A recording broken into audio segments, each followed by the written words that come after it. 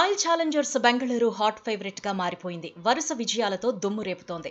Season ఆరంభంలో వరుసగా ఓడినా ఆ తర్వాత అద్భుతంగా పుంజుకుంది. ఎవ్వరూ ఊహించని రీతిలో మెస్మరైజ్ చేస్తోంది. తొలి 8 మ్యాచ్ల్లో ఒకే ఒక్క మ్యాచ్ గెలిచిన జట్టు ఆ తర్వాత ఆడిన 6 మ్యాచ్ల్లోనూ గెలవడం అంటే మాటలు కాదు. కానీ ఆర్సీబీ అసాధ్యాన్ని సుసాధ్యం చేసింది. నిజానికి సీజన్లో తొలి మ్యాచ్ను మార్చి 25న ఆర్సీబీ గెలిచింది.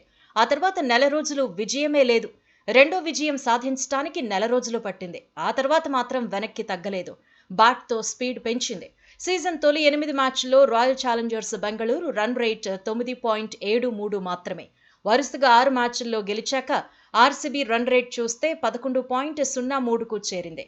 ప్రతి మ్యాచ్ నాకౌట్గా మారిన దశలో డుప్లెసిస్ సేన విరుచుకుపడింది. భారీ ఇన్నింగ్స్ ఆడింది. లీగ్ దశలో మొత్తంగా రాయల్ ఛాలెంజర్స్ 2758 పరుగులు సాధించింది. సన్ రైజర్స్ హైదరాబాద్ 2764 పరుగులు చేసింది. ఎస్ఆర్హెచ్ కంటే 6 పరుగులే ఆర్సీబీ తక్కువ చేసింది. సీజన్లో డుప్లెసిస్ సేన బౌండరీలతో ఎక్కువ పరుగులు చేసిన జట్టుగా రికార్డుల్లోకి ఎక్కింది.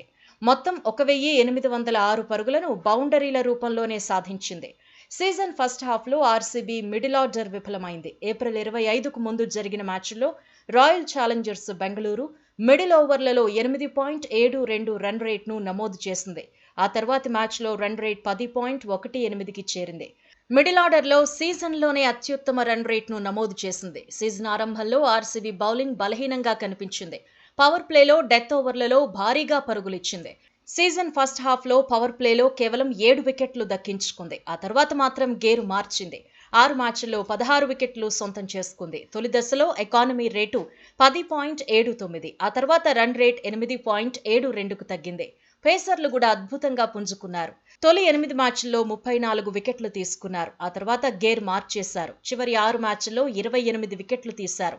ఆరంభంలో ఎకానమీ రేటు 10.66, ఆ తర్వాత ఎకానమీ రేటు 8.79కి తగ్గింది. మొత్తంగా రాయల్ ఛాలెంజర్స్ బెంగళూరు సరికొత్తగా మారిపోయింది. లీగ్ దశ ఆరంభంలో ఆడిన తీరుకు ఇప్పుడు ఆడుతున్న తీరుకు చాలా వ్యత్యాసం ఉంది. అభిమానుల్లో అంచనాలు పెంచుకుంటోంది.